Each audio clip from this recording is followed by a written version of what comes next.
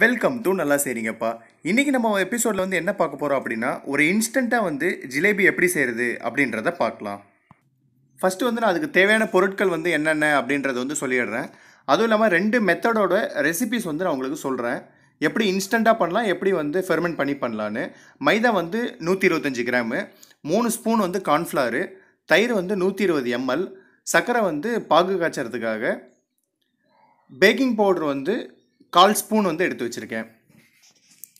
So இப்போ இது வந்து பார்த்தீங்கன்னா நான் வந்து இன்ஸ்டன்ட் மெத்தடுக்காக. இதுவே ஃபெர்மெண்ட் மெத்தட் அப்படின்னா வெறும் மைதாவையும் தயிரையும் மட்டும் மிக்ஸ் பண்ணி ஒரு நாள் வந்து அப்படியே வந்து விட்டுறணும். அப்போ வந்து பார்த்தீங்கன்னா நெக்ஸ்ட் டே வந்து அதுக்கு வந்து ஆட்டோமேட்டிக்காக அந்த ஜிலேபியோட அந்த புளிப்பு டேஸ்ட் வந்து வரும். ஸோ இது வந்து பார்த்தீங்கன்னா நான் வந்து நேற்றே வந்து வெறும் மைதாவையும் தயிரையும் மட்டும் வந்து கலந்து வச்சுருக்கேன். சப்போஸ் இதெல்லாம் உங்களுக்கு வேண்டாம், டேரெக்டாக நீங்கள் வந்து பண்ணணும் அப்படின்னா டேரெக்டாகவே வந்து நீங்கள் மைதா தயிரை வந்து நீங்கள் இப்பயே ஆட் பண்ணி கூட பண்ணலாம். ஸோ இப்போ நான் வந்து இந்த மிக்சர் வந்து ரெடி பண்ணி வச்சுருக்கேன். இந்த மாதிரி ஒரு கவர் எடுத்துக்கோங்க. அதான் வந்து ரொம்ப ஈஸியாக இருக்கும் நம்ம வந்து ஜிலேபி வந்து புளியறதுக்காக. ஏன்னா நம்ம வீட்டில் வந்து அந்த கிளாத்தெல்லாம் இருக்காது. ஸோ இப்போ வந்து பார்த்தீங்கன்னா நான் நேற்று நைட்டே வந்து இதில் வந்து மைதாவையும் தயிரையும் மட்டும் வந்து மிக்ஸ் பண்ணி வச்சுருக்கேன். அது வந்து இந்த மாதிரி ஒரு கன்சிஸ்டன்சியில் தான் இருக்கணும். திக்காக தான் இருக்கணும். ரொம்ப தண்ணியாச்சுன்னா ஜிலேபி வந்து ஃப்ளாட் ஆகிடும். ஸோ இந்த கன்சிஸ்டன்சி இருக்க மாவில் நான் வந்து இப்போ என்ன பண்ண போகிறேன்னா ஒரு 3 ஸ்பூன் வந்து கார்ன்ஃப்ளவர் வந்து ஆட் பண்ணுறேன். 3 ஸ்பூன் வந்து கார்ன்ஃப்ளவரையும் வந்து ஆட் பண்ணிவிட்டு இதை வந்து நல்லா வந்து மிக்ஸ் பண்ணி எடுத்துக்கோங்க.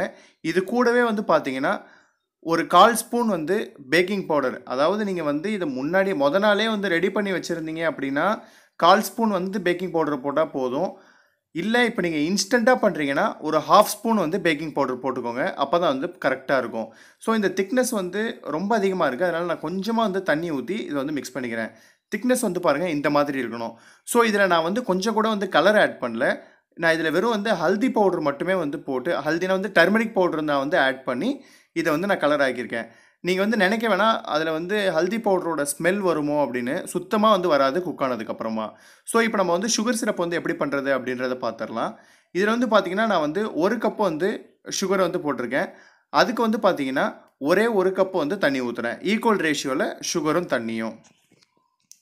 இது வந்து பார்த்தீங்கன்னா ரொம்ப வந்து பாயில் ஆகணும் அப்படின்றது அவசியம் கிடையாது.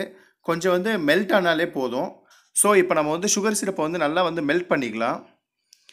இதை வந்து பார்த்தீங்கன்னா மெல்ட் பண்ணதுக்கப்புறமா நல்லா வந்து கொதிக்கும். இந்த டைமில் வந்து எலுமிச்சம்பழம் புழிஞ்சு விட்ருங்க. இது எதுக்கு புளிகிறோம் அப்படின்னு பார்த்தா இதை வந்து இன்னமேல்ட்டு வந்து சுகர் சிரப் வந்து கொதிச்சாலே இதை வந்து திக்காக விடாது.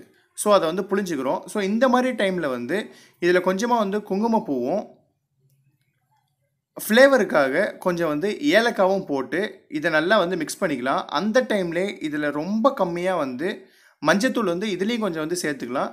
ஸோ வந்து நம்ம அதை ஃப்ரை பண்ணி இதில் போட்டு எடுக்கும்போது வந்து அந்த கலர் வந்து நமக்கு வந்து பர்ஃபெக்டாக வந்து கிடைக்கும்.